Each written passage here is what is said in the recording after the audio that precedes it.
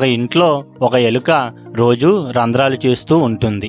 అది గమనించిన ఆ ఇంటి యజమానులు వెంటనే బజారుకు వెళ్ళి ఎలకల బోన్లు కొనుక్కొని వస్తారు.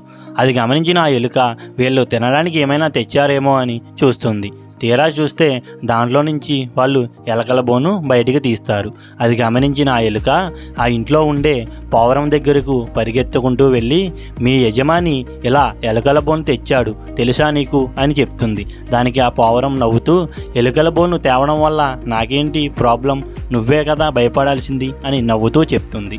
ఆ తరువాత ఆ ఎలుక పరిగెట్టుకుంటూ ఆ ఇంట్లో ఉండే కోడిపుంజు దగ్గరకు వెళ్ళి, మీ యజమాని ఇలా ఎలుకల బోను తెచ్చాడు నీకు తెలుసా అని చెప్తుంది.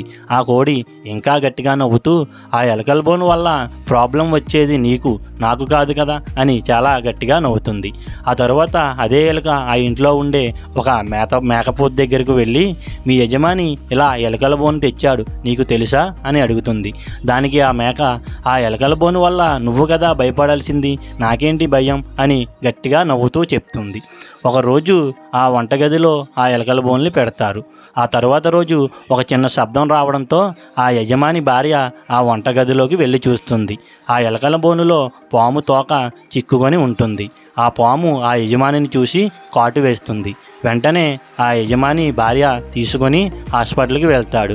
అక్కడ డాక్టర్ చెకప్ చేసిన తర్వాత, నువ్వు పావురం సూపు తాగితే మంచిది, గమ్ముని సాల్వ్ అవుతుంది అని చెప్తుంది. అది విన్న యజమాని ఇంటికి వచ్చి ఆ పావురంని చంపి ఆ సూపు తన భార్యకి తాగిస్తాడు.